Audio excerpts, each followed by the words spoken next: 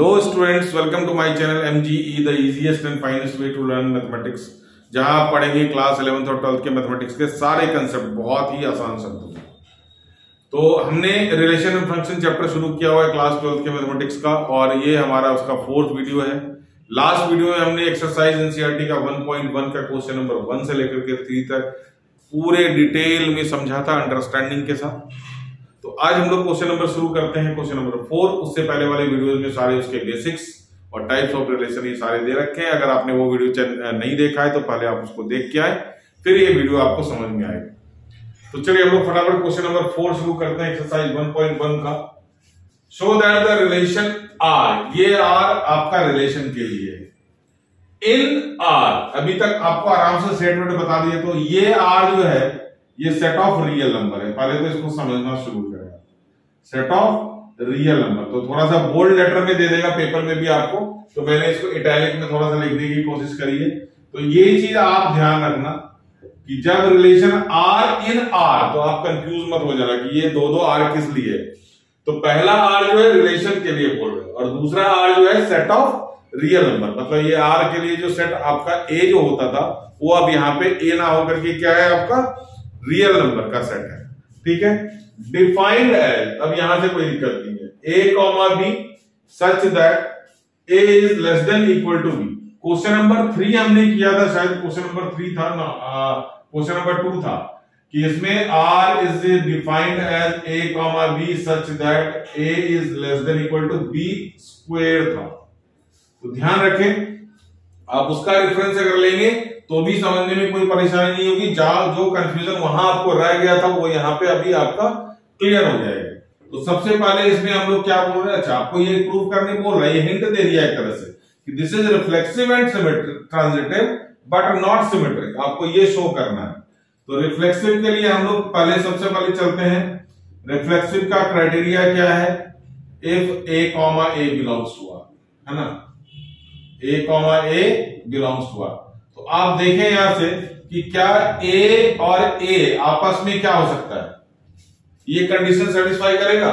Sir ए छोटा तो नहीं हो सकता, लेकिन इक्वल तो हो सकता है। एक कंडीशन सेटिस्फाई कर रहा है ना, अगर ये इक्वल टू नहीं होता तब तो हाँ ए इज लेस देन ए, है ना। अगर ये यहां पे दे रखा होता ए इज लेस देन ए, तो फिर ये यहां पे नॉट पॉसिबल, ये पॉसिबल नहीं था, तब ये रिफ्लेक्सिव किसी हालत में नहीं है। अच्छा सर, वहां आपने लिया था 1/2 इज लेस देन 1/2 का स्क्वायर, आप इसने इसको मना कर दिया था। बिल्कुल, क्योंकि यहाँ पे 1/2 है और यहाँ पे क्या है 1/2 का स्क्वायर क्या हो जाएगा 1/4। 1/2 1/4 से छोटा थोड़ी ना, 1/2 तो 1/4 से बड़ा है। यहाँ पे स्क्वायर का चक्कर था, यहाँ पे क्या था, स्क्वायर का चक्कर था।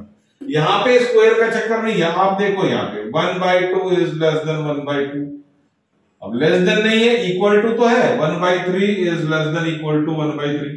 Yes, it is correct, it is correct. Therefore a comma a does belong to R, R is reflexive, R is reflexive। तो थोड़ा सा आप ध्यान से समझें इसको, आसान सा पार्ट है, समझ में आ जाएगा, कोई दिक्कत नहीं होनी चाहिए इसके अंदर। चलिए सिमेट्रिक के लिए बात करते हैं। सिमेट्रिक का पहले कंडीशन क्या है कि if A comma b belongs to R, मतलब क्या है, ए या तो बी से छोटा है या तो बी के इक्वल होगा, है ना। ए या तो बी से छोटा है या तो ये ए बी के इक्वल होगा। अच्छा, तो क्या बी छोटा और इक्वल हो सकता है ए के? ध्यान से देखें, ए बी से छोटा है, ध्यान से, बहुत आराम से। अगर ये देखिए, अगर तो ये बी ए के बराबर हो जाए तब तो एक क्राइटेरिया है, लेकिन ये ए बी के ही हो जाए, इसका मतलब क्या है, ए या तो बी के इक्वल है या बी से छोटा है। तो क्या बी ए के इक्वल या ए से छोटा होगा? नहीं, B can be equal to A, अगर ये चीज हमारा ट्रू है, but B is not less than A, तो ये क्राइटेरिया तो आपका सेटिस्फाई नहीं होगा। सर यहाँ पे तो आप एक ही कंडीशन में लेके चल रहे थे, तो वो सारी वैल्यूज के लेकर के चल रहे थे, 1/2 1/3 1/5। यहां क्या है, सिर्फ और सिर्फ एक वैल्यू, कब, जब ये हमारा इक्वल हो जाए, तभी ये पॉसिबल है कि आपका दूसरा कंडीशन सेटिस्फाई होगा। तो इसीलिए यहां पे ए और ए अगर होगा तो ये क्या हो जाएगा, ये वापस से रिफ्लेक्सिव बन जाएगा। यहां पे ए और बी है, तो इसीलिए कि अगर हमारा a is less than equal to b है तो b cannot be less than equal to, तो b a से इक्वल b ये क्राइटेरिया हमारा b a सेटिस्फाई नहीं करेगा, therefore b a does not belongs to R। बोलोगे सर आप तो जबरदस्ती इसको सिमेट्रिक नहीं प्रूव करने के चक्कर में, ऐसा कुछ नहीं है, बहुत आराम से देखिए आप। सिर्फ ये कंडीशन कब होगा, जब a और a इक्वल होगा, तभी वो b और b क्या होगा, इक्वल होगा, है ना। ये अगर ये दोनों इक्वल होते, a is less than equal to b, sir एक कंडीशन है a इक्वल टू b, एक कंडीशन है a, क्योंकि यहां आपने एक कंडीशन ले लिया था a, ये तो हर केस में बेटा a a b b c c, यहां एक वैल्यू चेंज करो a और b में दोनों डिफरेंट है ना, नहीं तो फिर इसको a b लिखने की जरूरत क्या थी, हम a a लिख लेते। तो क्या सारे रिफ्लेक्सिव ही सारे सिमेट्रिक होते हैं? रिफ्लेक्सिव अगर है तभी तो सिमेट्रिक होगा, अदरवाइज वो होगा नहीं। लेकिन इसके अंदर कुछ और भी तो एलिमेंट चाहिए, तो अगर दूसरा एलिमेंट लेंगे तो वो मौजूद होगा नहीं, मौजूद नहीं होगा तो ये सिमेट्रिक नहीं होगा। अगर डिटेल में आपको जाना है, चलिए मैं एक रिलेशन लेता हूं, 1 1 2 2 3 3। सर ये रिफ्लेक्सिव है, बिल्कुल कंफर्म है कि ये रिफ्लेक्सिव है। दिस इज ऑल्सो ट्रांजिटिव, क्यों? क्योंकि ये आइडेंटिटी रिलेशन है। याद करें मैंने आइडेंटिटी रिलेशन भी आपको बताया था कि आइडेंटिटी रिलेशन रिफ्लेक्सिव भी होगा, सिमेट्रिक भी होगा। तो this is reflexive plus symmetric, हाँ रिफ्लेक्सिव प्लस सिमेट्रिक। क्यों? क्योंकि ये हमारा रिफ्लेक्सिव है तो ऑटोमेटिकली सिमेट्रिक होगा ही होगा। अब जरा यहां देखिए, ये 1 1, ये 2 2, ये 3 3 और ये यहां पे आ गया 1 2। ये भी रिफ्लेक्सिव है, लेकिन क्या सिमेट्रिक बोलेंगे इसको? तो वही वाला केस है बेटा कि यहां पे ए अगर है जब तक, तब तक तो सिमेट्रिक चलेगा, मतलब 1 1 है, 2 2 है, 3 3 है, जब तक वो रिफ्लेक्सिव है वो सिमेट्रिक होता जाएगा। जहां उन्होंने रिफ्लेक्सिव के अलावा, आइडेंटिटी के अलावा कोई और नंबर एलिमेंट लिया 1 2, वो गायब हो जाएगा, ये पॉसिबल ही नहीं है। तो वही मैं कह रहा हूं, जब तक ये हमारा 1 is less than equal to 2 2 3 3 satisfy करेगा, लेकिन अगर 1 2 आ गया एलिमेंट, डिफरेंट एलिमेंट आ गया, इट इज नॉट पॉसिबल, मतलब ही नहीं है, ये होगा ही नहीं होगा। ठीक है, तो ये हमारा क्या है, सिर्फ 1 1 1 2 3 3 के केस में जब ये इक्वल है तो ये कंडीशन है इक्वल। जहां दूसरा नंबर डिफरेंट नंबर ले लिया, क्योंकि यहाँ पे नंबर डिफरेंट है, तो वो रिलेशन को बिलोंग नहीं करेगा, therefore it is not symmetric. अगर ये चीज समझ नहीं आए तो आप इस एग्जांपल से समझ सकते हैं बेहतर, नॉट सिमेट्रिक। शायद आपको पता लग गया होगा मैं क्या कहने की कोशिश कर रहा था, कि अगर हमने दोनों एलिमेंट को सेम लिया था तभी वो सिमेट्रिक हो रहा था, कि ए है, डिफरेंट एलिमेंट आते हैं वो क्या हो जाएगा, सिमेट्रिक। तो हम लोग इसको तो सिमेट्रिक स्पेसिफिकली, ये तो सारे रिलेशन है, बट खाली सिमेट्रिक, ये सिमेट्रिक नहीं हो, तो ये पॉसिबल है कि ये सिमेट्रिक नहीं। चलिए स्क्रीनशॉट ले लें। चलिए इसका ट्रांजिटिव में ज्यादा कोई परेशानी आपको होनी नहीं चाहिए। ए बी से छोटा है, अब समझ में आ गया, छोटा ही लेंगे, क्योंकि अगर इक्वल लेंगे तो फिर वही हमारा चक्कर पड़ जाएगा आइडेंटिटी रिलेशन। तो आइडेंटिटी तो सारा कुछ होता है हमारा, सिमेट्रिक होता है, ट्रांजिटिव होता है, रिफ्लेक्सिव होता है, सब कुछ होता है। तो ए बी से छोटा है और बी ए से छोटा है, तो सबसे छोटा कौन हुआ? फिर से ए बी से छोटा है तो ए छोटा हो गया, बी सी से छोटा है तो सबसे छोटा कौन हो गया? ए, और सबसे बड़ा कौन हो गया? सी। तो implies that A is less than equal to C, therefore A comma C belongs to R, hence it is transitive. R is transitive. ऊपर क्या लिखा मैंने बताया नहीं आपको, सॉरी। ट्रांजिटिव के लिए दो कंडीशन है, if A comma b belongs to R implies that अगर a कॉमा b रिलेशन में है तो a is less than equal to b वाला criteria, b comma c belongs to r तो b is less than equal to c वाला criteria. दोनों को मर्ज करेंगे तो ऑब्वियसली b गायब हो जाएगा, तो a b से छोटा, b a से छोटा, सबसे छोटा भाई a है, सबसे बड़ा भाई कौन है? c है, तो ऑब्वियसली छोटा भाई क्या होगा? बड़े भाई से छोटा होगा, तो ऑब्वियसली ये रिलेशन में रहेगा और ये ट्रांजिटिव। तो ये था आपका क्वेश्चन नंबर 4। अब क्वेश्चन नंबर 5 अगेन आपको एग्जांपल उसका बहुत ध्यान से देखना पड़ेगा और रखना पड़ेगा आपके दिमाग में।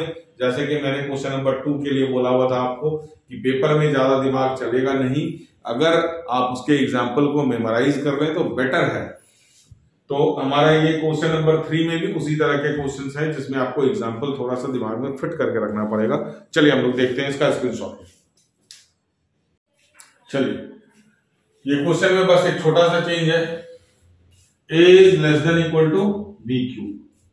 जैसे ये बी स्क्वायर था, पिछला क्वेश्चन हमने b लिया था, अब यहां पे क्या लिया हमने, a is less than b cube. ठीक है, तो हमारा पहला रिफ्लेक्सिव तो बहुत सिंपल है।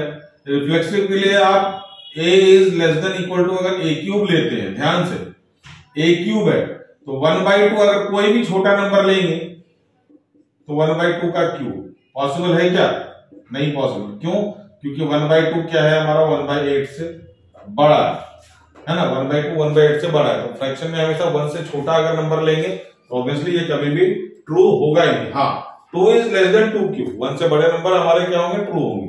तो ये कभी भी ये रिफ्लेक्सिव होगा नहीं। तो देयरफॉर हमारा a, कह लें does not belongs to R, और 1/2, 1/2 डज नॉट बिलोंग टू। ठीक है, तो ये हमारा क्या है, रिफ्लेक्सिव नहीं है। Therefore R is not reflexive. ठीक है, R is not reflexive. Clear है ये? चलिए सिमेट्रिक के लिए हम लोग बात करते हैं। सिमेट्रिक, अब इसमें ध्यान से नंबर चूज करना। ये वाला नंबर हमारा या तो 1 ले या 1 से छोटा ले।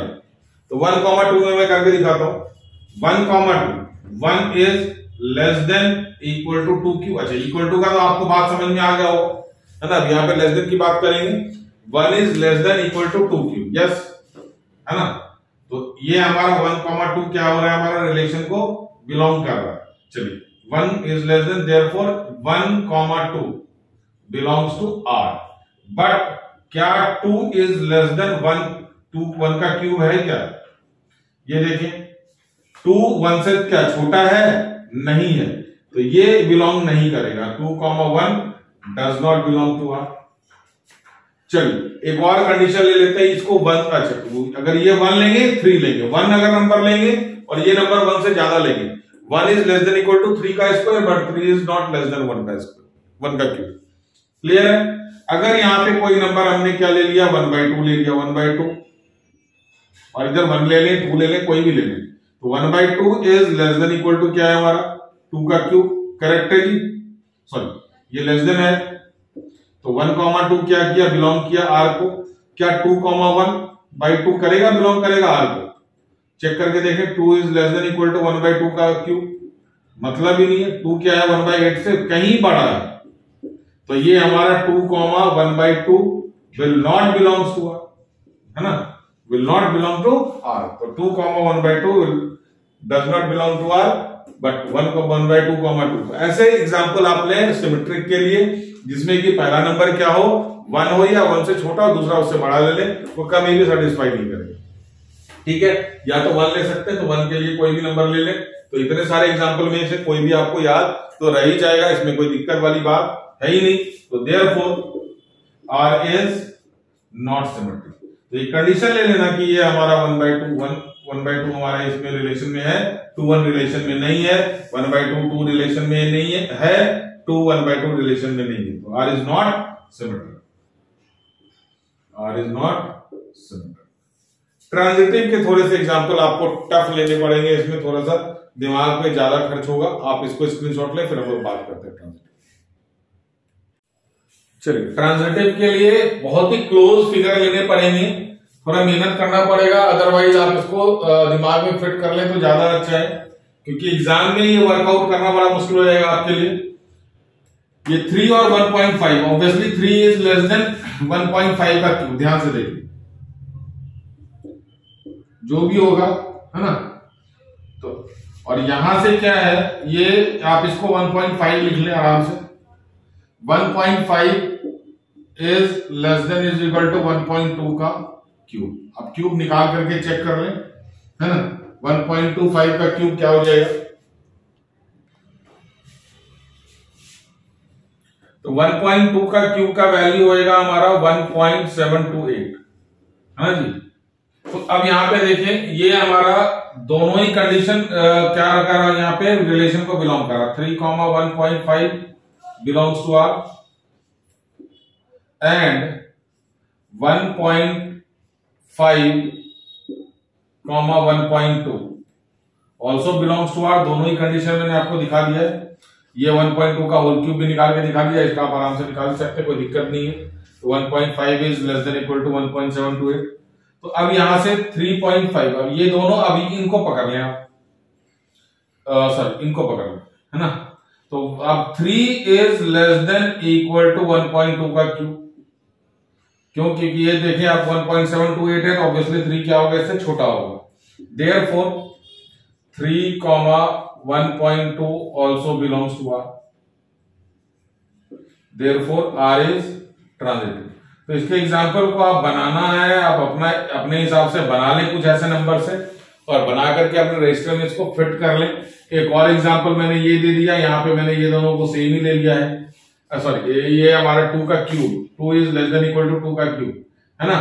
तो ये हमारा ऑब्वियसली 5 इज लेस देन, ये थोड़ा सा सिंपल हो जाएगा आपके लिए अगर आप करेंगे तो 5 is less than equal to 2 cube 8, है ना, and 2 is less than equal to 2 1/3 का होल क्यूब।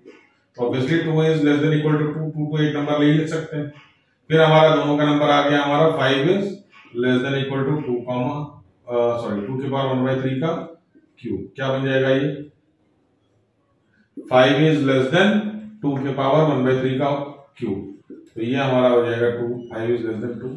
तो ये हमारा बिलोंग किया रिलेशन को, 5,2 बिलोंग्स टू आर। तो दो तरह के एग्जांपल मैंने दे दिया आपको, 2 1/2 के पावर 1/3 बिलोंग्स टू आर। तीसरा एग्जांपल आप बना सकते हैं जो आपको आराम से याद रहे, and 5,2 1/3 also belongs to R. Therefore R is transitive. R is transitive. तो होप कि आपको ये क्वेश्चन समझ में आने से ज्यादा जरूरी है कि आपका ये चीज दिमाग में फिट हो, ये ज्यादा जरूरी है। स्क्रीनशॉट ले, हम लोग चलते हैं आगे। बिल्कुल छुट्टू सा क्वेश्चन है हमारा, क्वेश्चन नंबर 6। एनसीईआरटी का पता ही लगता कब आपके ऊपर बम गिरा दे, कब आपके ऊपर शावर कर दे, कोई भरोसा नहीं है। चलिए, show that the relation R in set 1 2 3, ये हमारा सेट दे रखा है और उसका रिलेशन जो है ये गिवन बाय दिस। तो आर हमारा क्या है, 1 2 2 1, और आपको आराम से आमंत्रित कर रहा है, सब कुछ बता दे रहा है कि is symmetric but neither reflexive not transitive. तो ठीक है भाई, रिलेशन है ये, 1 2 बिलोंग्स टू आर, देखिए ध्यान से, है ना, 1 2 बिलोंग्स टू आर और 2 1 भी है क्या, तो सिमेट्रिक का क्राइटेरिया तो हो गया fulfil. Therefore R is symmetric. अब ध्यान से देखें, रिफ्लेक्सिव के लिए क्या है, इसमें से एक भी गायब हो जाएगा तो ये रिफ्लेक्सिव नहीं होगा, ध्यान रहे। Current belong to R, therefore R is not reflexive. देखते ही क्वेश्चन हमारा बन गया। ट्रांजिटिव के लिए क्या कंडीशन है, ट्रांजिटिव में आप चेक करें, वहां पे 1 2 बिलोंग्स टू आर है एंड 2 1 बिलोंग्स टू आर है। तो आप 2 को ड्रॉप करें, क्या 1 1 बिलोंग कर रहा है आर को? No sir, 1 1 does not belong to R, therefore it is not transitive. R is not transitive. Hope कि आपको ये क्लियर होगा कि ये हमारा ट्रांजिटिव भी नहीं है। तो छोटू सा क्वेश्चन था, क्वेश्चन नंबर 6। अब हम लोग क्वेश्चन नंबर 7 पे चलते हैं। चलिए, ये भी सिंपल सा क्वेश्चन है। Question number 7, show that the relation R in set A. A set क्या है, set of all books in a library of a college. एक सेट है जो कि पूरे कॉलेज के लाइब्रेरी के सारे बुक्स उसके अंदर हैं, ठीक है। अब उसमें से इस रिलेशन, पर्टिकुलर रिलेशन को कैसे डिफाइन किया है, रिलेशन इज डिफाइंड बाय या given by R is equal to x y. X y दो ऐसे बुक्स इस रिलेशन में आर है जिसमें कि x and why have same number of pages. कहने का मतलब ऐसे दो बुक्स जिसमें नंबर ऑफ पेजेस, एक में अगर 200 है तो दूसरे में भी 200 है, तो उस तरह का रिलेशन बना करके इन्होंने रखा हुआ है कि एक रिलेशन में वैसे दो बुक्स आएंगे जिसके नंबर ऑफ पेजेस क्या हो, सेम हो। अब यहां पे देखिए, अगर एक बुक एक्स है और दूसरा बुक भी एक्स ही है, मतलब सेम बुक ही है, x and x have same number of pages, बोलिए हाँ या ना। जब बुक सेम है तो नंबर ऑफ पेजेस अलग कैसे हो सकते हैं, है ना। तो books x and x have same number of pages implies that x comma x will belongs to, sorry cross करते करते आदत पड़ गई है, does not belongs to R। तो ये हमारा क्या हो गया, रिफ्लेक्सिव का कंडीशन फुलफिल किया, therefore R is reflexive। समझ में आ गया। अगर दो बुक्स के नहीं सेम नंबर ऑफ पेजेस हैं तो वो रिलेशन में आएगा, तो ऑब्वियसली वो दोनों बुक्स अगर सेम है तो उसके नंबर ऑफ पेजेस भी क्या होंगे, सेम होंगे। ठीक है जी। चलिए ट्रांजिटिव के लिए हम लोग देखते हैं, सॉरी सिमेट्रिक। तो सिमेट्रिक के लिए हम लोग देख रहे हैं, तो सिमेट्रिक के लिए कंडीशन क्या, if x comma y belongs to R. क्या हो रहा है, एक्स कॉमा वाई किसको बिलोंग कर रहा है, रिलेशन। इसका मतलब क्या हो गया कि x and y have same number of pages. क्या है, x and y have same number of pages. क्यों, क्योंकि x और y रिलेशन को बिलोंग कर रहा है। इसका मतलब क्या है कि y एंड x, है ना, have same number of pages. बड़ी अजीब सी बात कर रहे हो सर। ऑब्वियसली बात है, अगर x और y, x में 200 पेज है, y में 200 पेज है, तो x and y have same number of pages अगर उस रिलेशन में बिलोंग कर रहे हैं। तो y और x में भी क्या अलग नंबर पेजेस थोड़े जाएंगे। तो अगर x and y have same number of pages, simultaneously y and x will have also same number of pages. इसका मतलब क्या हो गया, y, x also belongs to R, hence R is symmetric। R is symmetric। Clear है। Transitive आपके दिमाग में वैसे भी आ गया होगा। ट्रांजिटिव के लिए if x comma y belongs to R and अगला y comma z belongs to R, ये दोनों कंडीशन सेटिस्फाई है। तो इसमें क्या है, x comma y, x and y have same number of pages.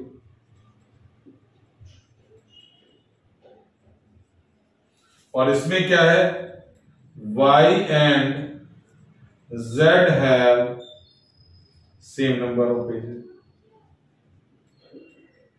बाकी आप खुद समझदार हैं।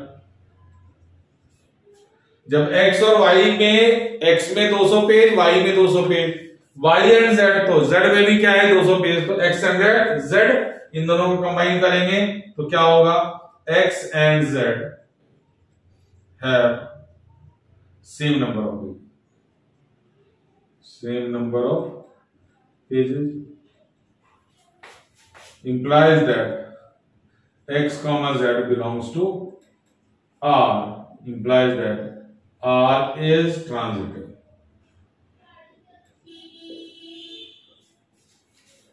R is transitive। तो सिंपल सा क्वेश्चन था, ज्यादा कुछ था नहीं इसके अंदर।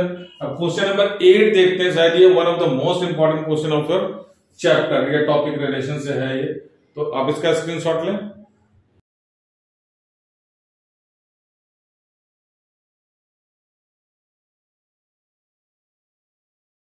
चलिए क्वेश्चन नंबर 7 करने के बाद हम लोग क्वेश्चन नंबर 8 पे आ रहे हैं।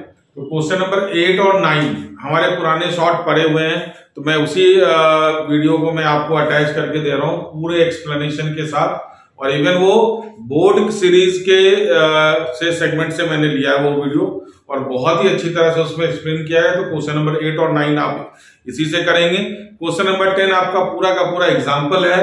तो 8 और 9 के बाद हम लोग question number 11 onwards question number 16 तक हमारा आगे का आप चेक करें। क्वेश्चन नंबर 8 और 9 में कोई भी प्रॉब्लम होगा आप कमेंट सेक्शन में जरूर लिख करके देंगे, मैं दोबारा से वो क्वेश्चन करवा के दूंगा, बट ऐसा होगा नहीं क्योंकि उसके एक्सप्लेनेशन थोड़े से अच्छे लेवल के हैं।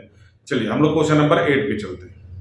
या 2 से 3 क्वेश्चन आपको मिलेंगे, फिर आगे के जितने भी क्वेश्चन है वो सारे लॉन्ग क्वेश्चन हैं। तो क्वेश्चन आपके स्क्रीन पे है, इसमें सेट दे रखा है 1 2 3 4 5, राइट, 5 एलिमेंट है और रिलेशन आपका डिफाइंड है a comma b such that mod of a minus b is even. Even का मतलब क्या होता है? Multiple of 2। ध्यान से सुने, तो इस क्वेश्चन में इवन का मतलब क्या है? Multiple of 2। अब ध्यान, और मल्टीपल ऑफ 2 होने का मतलब अगर कोई नंबर 2 का मल्टीपल है, जैसे 2 है, 4 है, 6 है, 8 है, 10 है, ये सारे 2 के मल्टीपल हैं, तो ये 2 से डिविजिबल भी होंगे। तो यहां पे कोई फर्क नहीं पड़ता कि यहां पे mod of a minus b is even लिखा हो या mod of a minus b is multiple of 2 लिखा हो या mod of a minus b is divisible by 2 लिखा हो। तो इसमें कोई भी फर्क नहीं पड़ेगा। और अगर हमने ये क्वेश्चन सीख लिया कि मल्टीपल ऑफ 2 या डिविजिबल बाय 2, तो उसके जगह पे वो डिविजिबल बाय 4 भी आएगा, तब भी हमारा वर्किंग सेम रहेगा, बस 2 के जगह पे क्या होगा? 4 हो जाएगा। अगर मल्टीपल ऑफ 4 भी अगर आएगा कि क्वेश्चन में a, b such that mod of a minus b is multiple of 4 या डिविजिबल बाय 4, तब भी वर्किंग में कोई फर्क नहीं आना। या फिर ये लिखा हो it is divisible bye n या मल्टीपल ऑफ n, तब भी कोई डिफरेंस नहीं आएगा, वर्किंग सबके सेम है। तो मैं एक क्वेश्चन मल्टीपल ऑफ 2 लेके कर दे रहा हूं और एक क्वेश्चन मल्टीपल या डिविजिबल बाय 4 लेकर के करके दे रहा हूं, फिर एक n करके मैं आपको क्वेश्चन करने के लिए दे दूंगा, आप उसको ट्राई करके कमेंट सेक्शन में लिखिए, ठीक है। तो सबसे पहले हमारा ये इस क्वेश्चन में क्या है? Mod of a minus b is even हो या mod of a minus b is multiple of 2 हो या mod of a minus b is divisible by 2 हो। अच्छा, इसमें एक पार्ट मिसिंग है कि show that this relation relation are on set A given by this is equivalence relation, is an equivalence relation. ये part miss हो गया था और मैंने आगे के क्वेश्चंस लिख दिए। तो ये वाला पोर्शन हम लोग अभी पहले क्वेश्चन इक्विवेलेंस रिलेशन हम लोग कर लेते हैं इसको, है ना। तो हमें ये जो रिलेशन है इसको इक्विवेलेंस प्रूफ करना है या शो करना है, अगर है या तो करेंगे, नहीं है तो नहीं करेंगे।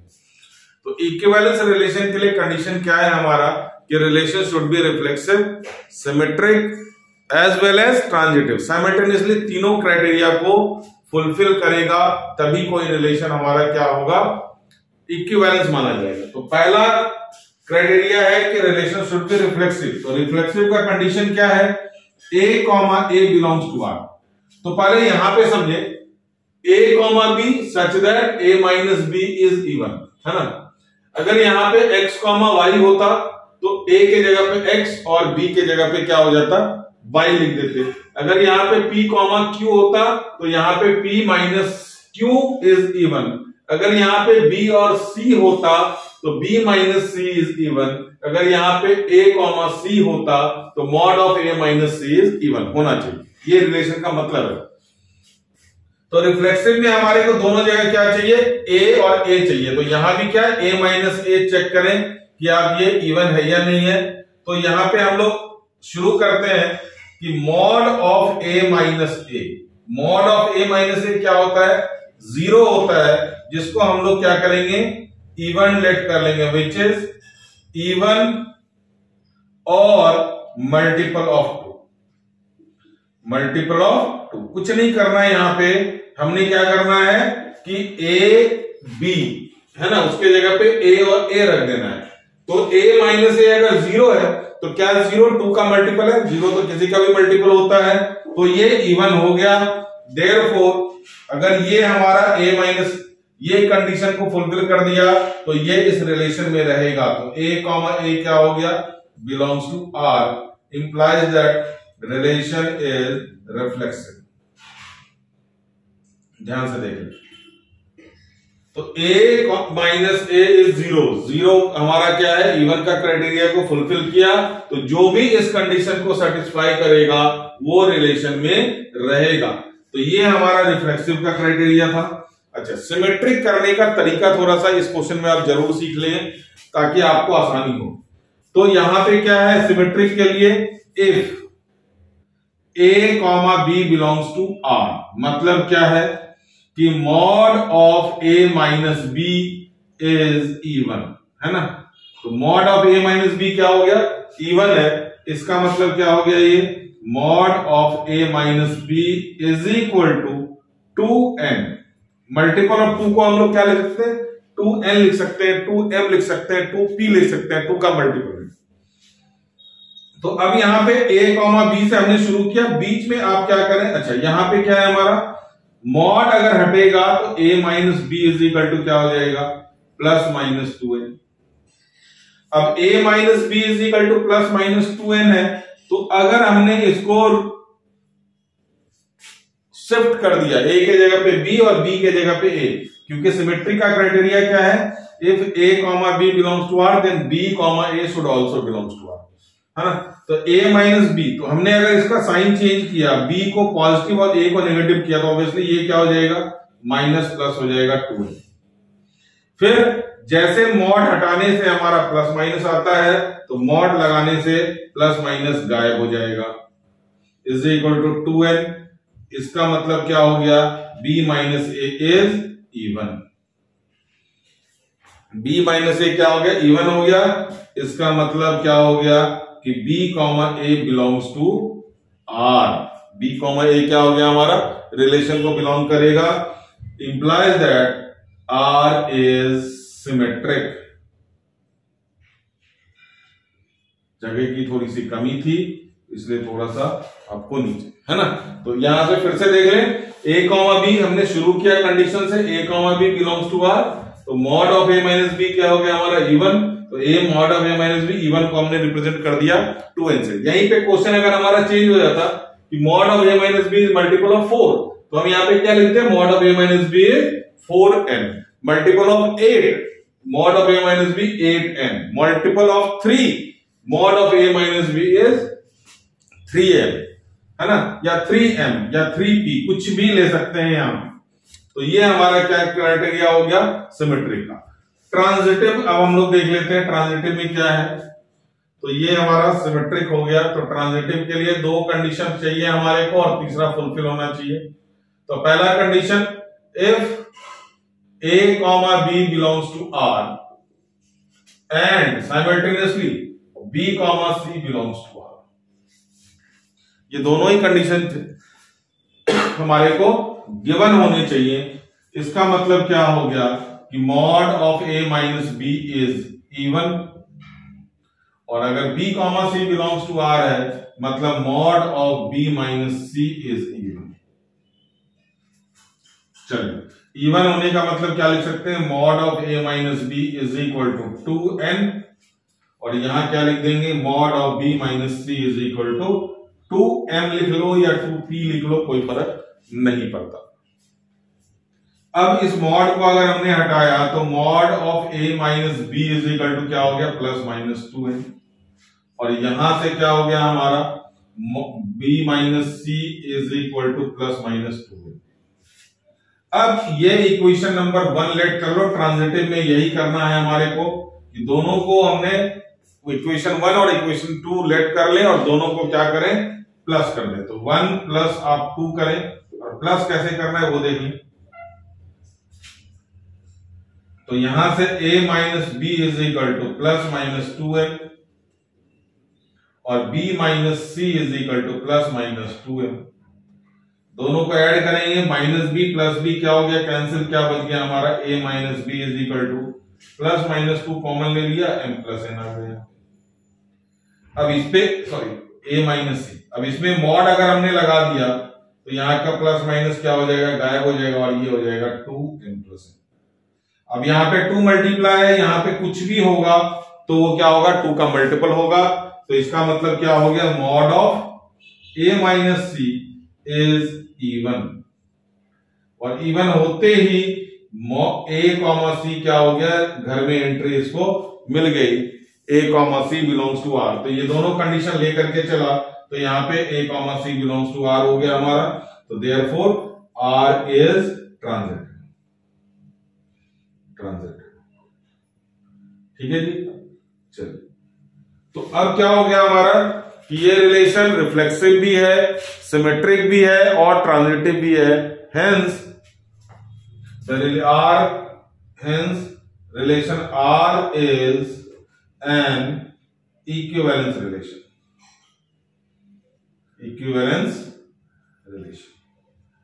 ये आपका प्रूफ हो कि ये हमारा मॉड ऑफ ये रिलेशन इक्विवेलेंस रिलेशन है, reflexive, symmetric as well as transitive. तो आप इसका स्क्रीनशॉट लें और आगे के पार्ट का सेकंड पार्ट में क्वेश्चन क्या कह रहा है फिर हम लोग उसको एक्सप्लेन करते हैं और समझने की कोशिश करते हैं और सॉल्यूशन भी ढूंढते हैं। आप स्क्रीनशॉट लेंगे। चलिए अब हम लोग इसके सेकंड पार्ट को करते हैं। यहां पे लिखा हुआ है show that all elements of set 1 3 5, मैंने यहां लिख दिया है, are related to each other, मतलब इसके जितने भी एलिमेंट है वो एक दूसरे से रिलेटेड है। रिलेटेड कहने का मतलब इस रिलेशन के अंदर है, मतलब यहां का अगर कोई भी 2 एलिमेंट यहां पे रखें तो इस कंडीशन को सेटिस्फाई करना चाहिए। चलिए चेक करते हैं, आपको करने समझ में आएगा। मान लो हमने 1 और 3 2 एलिमेंट लिया, तो 1 और 3 यहां पे रखना, तो यहां पे क्या आना चाहिए, mod of 1 minus 3 should be even, तभी वो रिलेशन में रहेंगे। अगर वो इवन नहीं आएगा तो रिलेशन में नहीं रहेंगे।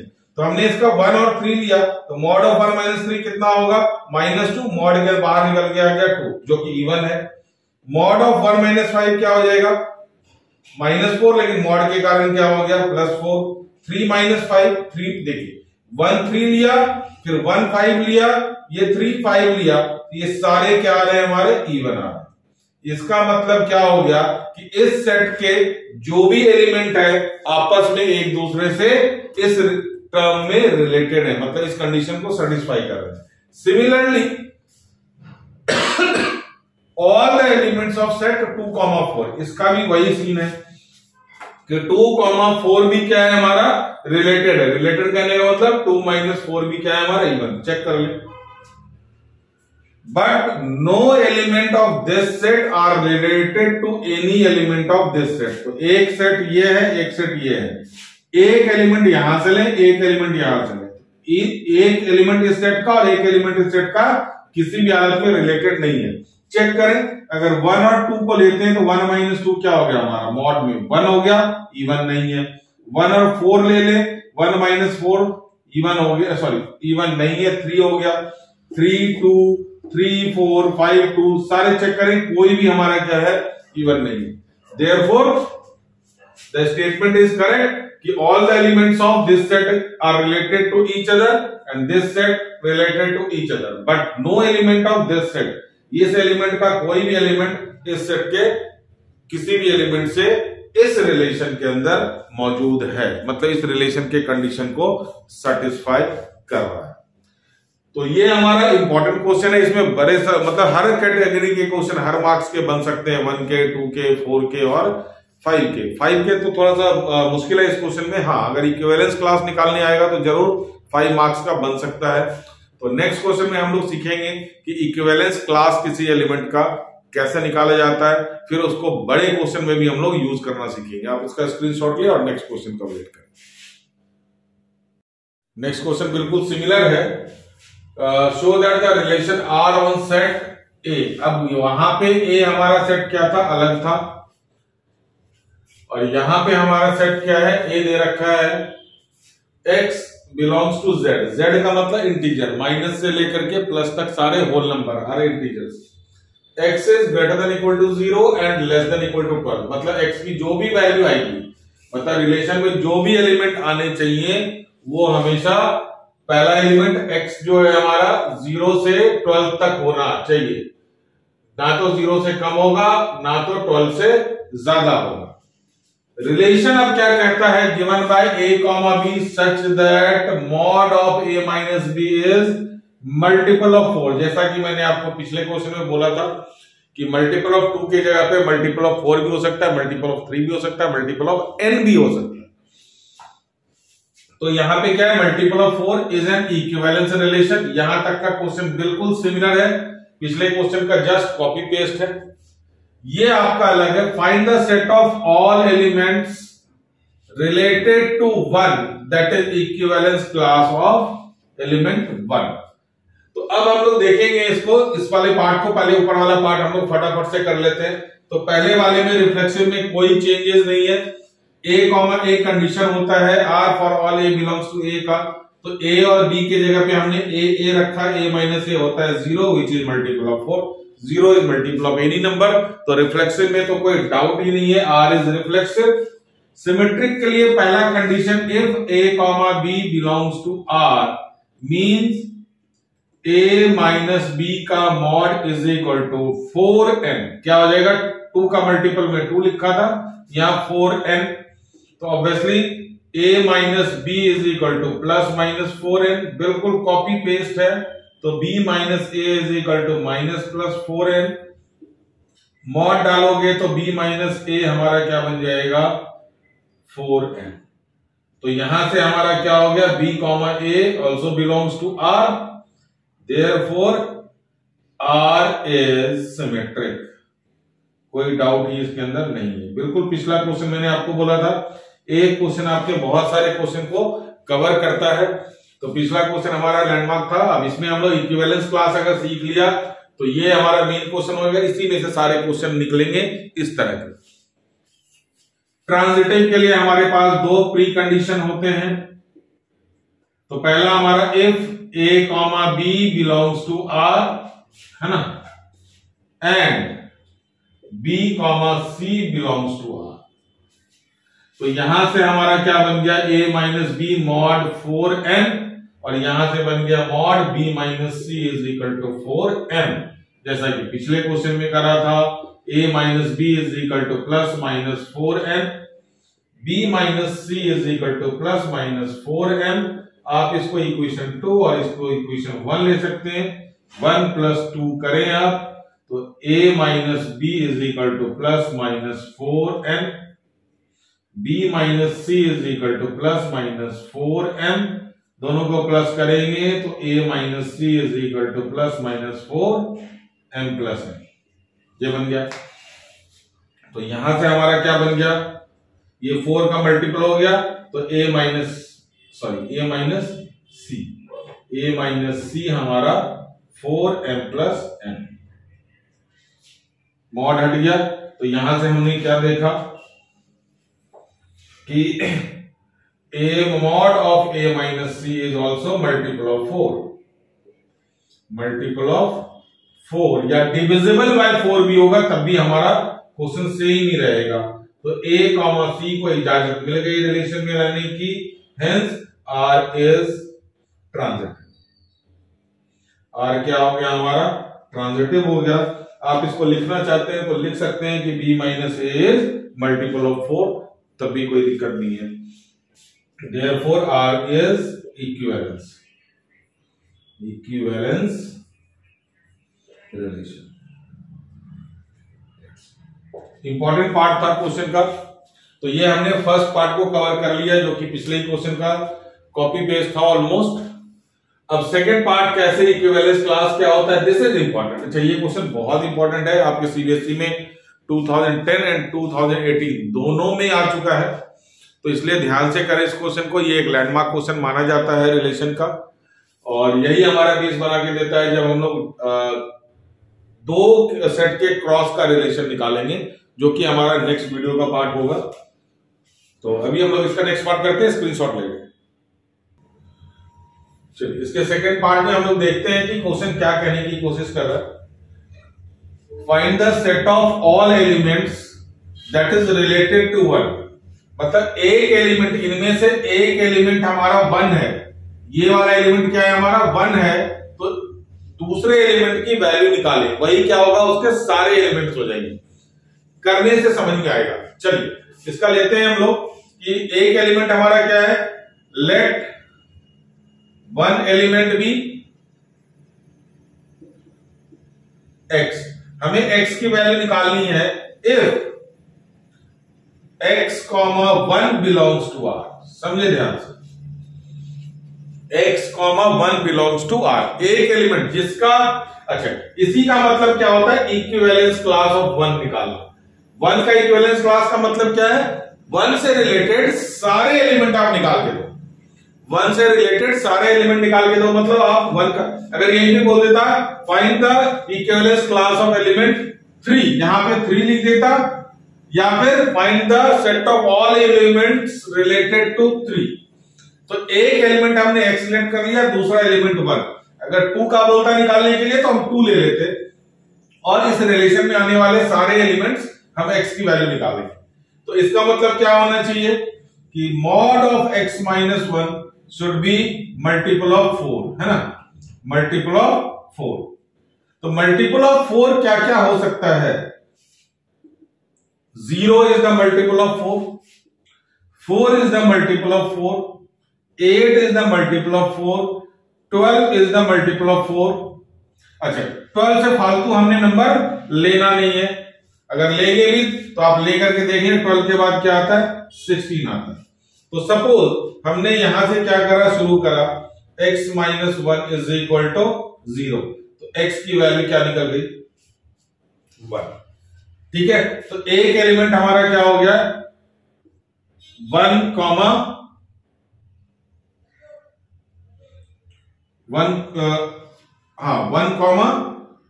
0। पहला एलिमेंट क्या निकल गया, 1, 0। तो पहला हमारा एलिमेंट क्या हो गया, 1। दूसरा हमने लिया x minus 1 is equal to 4, तो x की वैल्यू क्या निकल जाएगी, माइनस लिया हमारा क्या जाएगा 4, तो क्या हो जाएगा प्लस 1 प्लस 4 कितना हो गया 5। तो अगला एलिमेंट क्या हो गया हमारा इसका 5, और इस रिलेशन का एलिमेंट हो गया 1, x की वैल्यू 5 है ना, x की वैल्यू 5, 1, 5, 1। चलिए अगला एलिमेंट हम लोग क्या ले लेते हैं, x minus 1 is equal to 8, तो यहां से x इज इक्वल टू क्या निकल गया 9, तो अगला एलिमेंट क्या हो गया हमारा 9। अब x minus 1 is equal to, मान लो हमने 12 ले लिया, तो x की वैल्यू क्या निकल गई 13। अब 13 हमारा सेट को बिलोंग करेगा नहीं, तो इसीलिए हमारे जो सेट के एलिमेंट निकलेंगे, एक सेकंड ये थोड़ा सा यहाँ पे गलत हो गया हमारा, 1 हमारा नेक्स्ट एलिमेंट है, तो x हमारा क्या हो गया यहाँ पे 1, 1 है ना, 1, 1। तो x भी हमारा 1 था, दूसरा एलिमेंट भी क्या है हमारा 1, तो 1, 1, 5, 1 एंड 9, 1। ये जो रिलेशन, इसके सारे एलिमेंट क्या है देखो आप, 4 का मल्टीपल है, 1 minus 1 0 is multiple of 4, 5 minus 1 4 multiple of 4, 9 minus 1 multiple of 4 that is 8। तो इसका मतलब क्या हो गया, this is the equivalence class, है ना, equivalence class of 1 is equal to 1, 5, 9, या फिर एलिमेंट्स रिलेटेड टू, है ना, set of elements, set of elements related to 1 is equal to 1, 5, 9। हर तरह से समझ लें इस चीज को, बहुत इंपॉर्टेंट है, क्वेश्चन निकल के आते हैं यहां से। तो यहां पे हमारा थोड़ा सा कैलकुलेशन में ये 0 देख करके मैंने यहां पे 1, 0 डाल दिया था, जो कि होगा हमारा 1, 1। ठीक है, तो ये हमारा इक्विवेलेंस क्लास का कंसेप्ट है। अगर यहाँ पे इक्विवेलेंस क्लास ऑफ 2 ले लेते तो हमने x, 2 ले लेना था, x minus 2 is equal to 0, है ना, तो x की वैल्यू 2 निकलती, 2, 2, x minus 2 is equal to 4, तो क्या निकल जाता है हमारा 6, 4, 6, है ना, 6, 4, या फिर 8, आगे जो भी होगा 6, ये सारे नंबर्स हमारे निकल जाते हैं। तो ये हमारा इक्विवेलेंस क्लास का क्वेश्चन। तो आज के लिए ये 2 क्वेश्चन हमारा आपका सफिशिएंट है ना। इसी 2 क्वेश्चन पे हमारे बहुत सारे क्वेश्चन बन जाते हैं तरह तरह छोटे छोटे चेंजेस करके। तो हम लोग नेक्स्ट वीडियो में ऑर्डर्ड पेयर वाले सेट्स को लेने हैं। जैसे यहाँ चलिए क्वेश्चन नंबर हमारा 11 है ना। तो ये क्वेश्चन बेसिकली 2 पार्ट में है। तो पहला पार्ट आप ध्यान से देखें। Show that relation R in set A, क्या है A, of points in a plane, मतलब बहुत सारे पॉइंट्स हैं यहां पे प्लेन में, इसके ये सेट्स हैं और obviously infinite number of points will be there. अब रिलेशन क्या है, रिलेशन P, Q है ना। अब P और Q रिलेशन में कब रहेंगे, जब डिस्टेंस ऑफ पॉइंट P है ना फ्रॉम ऑरिजिन, तो यहां पे एक पॉइंट क्या है ऑरिजिन O मान लीजिए, is same as distance of point Q, तो यहां पे एक पॉइंट Q लेट कर लिया है ना फ्रॉम द ऑरिजिन। तो क्या बोला जा रहा है कि distance of point P from origin is same as distance of point Q from origin, मतलब ये दोनों डिस्टेंसेस क्या होंगे आपस में सेम होंगे, तभी ये 2 पॉइंट हमारे क्या है रिलेशन में रहेंगे। तो आप ध्यान से देखें पहला, अच्छा इज एन इक्विवेलेंस रिलेशन, मतलब ये reflexive, symmetric as well as transitive भी आपको शो करना है। तो सॉल्यूशन में आपका सबसे पहला तो रिफ्लेक्सिव। अब रिफ्लेक्सिव में क्या है, डिस्टेंस ऑफ पॉइंट P है ना, P, Q, चेक करें P, P रिलेशन को बिलोंग करता है। अब देखिए, अब इस रिलेशन को अगर मैं शॉर्ट में लिखूं सिंबॉलिकली, तो P, Q such that OP is equal to OQ, ये लैंग्वेज को मैंने कन्वर्ट कर दिया सिंबल में, ठीक, where O is the origin, O क्या है हमारा ओरिजिन है। तो P और Q कब रहेंगे, जब OP और OQ आपस में इक्वल है। अच्छा, P और P कब रहेंगे रिलेशन में, if OP is equal to OP। तो क्या OP is equal to OP है, ऑब्वियसली OP और OP क्या होंगे आपस में इक्वल होंगे। तो हमारा P क्या होगा, हमारा रिलेशन को बिलोंग करेगा। तो P, P will belong to the relation R, क्यों, as OP is equal to OP। तो OP इक्वल है, तो P और P क्या रहेगा, रिलेशन में रहेगा। Therefore R is reflexive, R is reflexive। समझ में आ गया। P और Q तभी रिलेशन में था जब OP और OQ इक्वल है। P और P रिलेशन में कब रहेगा, जब OP और OP क्या होगा आपस में इक्वल होगा, तो ये रिफ्लेक्सिव है। सिमेट्रिक के लिए चेक करें, तो सिमेट्रिक के लिए पहला कंडीशन क्या है, if P, Q belongs to R, मतलब क्या हो गया, OP is equal to OQ, OP और OQ आपस में क्या है, इक्वल है। अच्छा, तो क्या मतलब OQ और OP भी आपस में इक्वल होगा क्या, OQ is equal to OP रहेगा, होगा इक्वल, यस। तो Q, P भी क्या करेगा, रिलेशन को बिलोंग करेगा, देयरफॉर R इज सिमेट्रिक। बहुत सिंपल सा चीज है कि अगर OP है ना, PQ हमारा क्यों है रिलेशन में, क्योंकि O से P का डिस्टेंस, O से Q का डिस्टेंस आपस में इक्वल है। तो क्या O से Q का डिस्टेंस, O से P का डिस्टेंस इक्वल होगा, बिल्कुल होगा। OQ is equal to OP, therefore it is symmetric to. अब ट्रांजिटिव की बात कर लेते हैं। ट्रांजिटिव की बात अगर हम करते हैं तो यहां पे 2 कंडीशन लेंगे, if P, Q belongs to R and Q, R belongs to, चलिए आर नहीं लेते, आप आर में कंफ्यूज आएंगे। तीसरा पॉइंट हमने क्या ले लिया, एस ले लिया, बिलोंग्स टू। तो एस यहां पे मान लीजिए ये कोई पॉइंट है हमारा एस।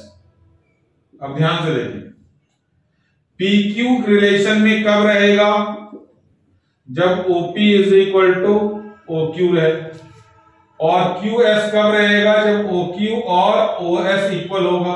ओ क्यू ओ एस इक्वल होगा, distance of S from origin is equal to distance of Q from the origin. तो अब OP is equal to OQ है, और OQ क्या है, OS है। तो OQ को ड्रॉप कर दें तो हमारा OP और OS क्या होगा, implies that OP is equal to OS, therefore P, S will belongs to R। तो ये क्या हो गया हमारा, therefore it is R is transitive. Simple सा चीज था यहां पे। अगर लैंग्वेज में देखें तो P Q रिलेशन में कब रहेगा, जब P का डिस्टेंस ओरिजिन से इक्वल है किसके, Q के डिस्टेंस से। अच्छा, Q और S कब रहेगा रिलेशन में, जब O से Q का डिस्टेंस और O से S का डिस्टेंस क्या है, आपस में इक्वल है। तो जब ये दोनों इक्वल हैं और ये दोनों इक्वल हैं, तो ये और ये आपस में PS और PO और OS भी क्या होगा, आपस में इक्वल होगा। OP and OS are equal. तो ये क्या हो गया हमारा, ट्रांजिटिव। स्क्रीनशॉट ले लें इसका, फिर हम लोग इसके सेकंड पार्ट की बात करते हैं। ठीक, सेकंड पार्ट शुरू करने से पहले हम लोग इसका थोड़ा सा लैंग्वेज को चेंज करते हैं। देखिए, P Q क्यों रिलेटेड है, क्योंकि O से P का डिस्टेंस और O से Q का डिस्टेंस इक्वल है। P और S रिलेटेड है क्योंकि O से P का डिस्टेंस O से S का डिस्टेंस इक्वल होगा। अच्छा, यहां से हम लोग x ले लेते हैं। P और x कब रिलेटेड होगा, जब ओरिजिन से P का डिस्टेंस ओरिजिन से x का डिस्टेंस इक्वल होगा। एक और पॉइंट ले लेते हैं हम लोग y P से कब रिलेटेड होगा, जब O से P का डिस्टेंस और O से y का डिस्टेंस इक्वल होगा। एक और पॉइंट ले लेते हैं z, है ना। तो z P से कब रिलेटेड होगा, जब O से P का डिस्टेंस और O से z का डिस्टेंस इक्वल होगा। देखते हैं सारा, है ना।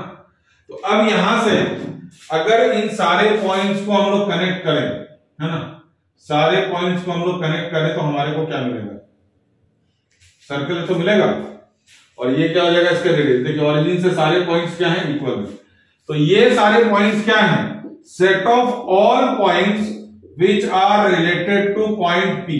पॉइंट P से रिलेट करने का मतलब क्या है कि ओरिजिन से सबका डिस्टेंस क्या होगा, जो ही डिस्टेंस O से P का होगा।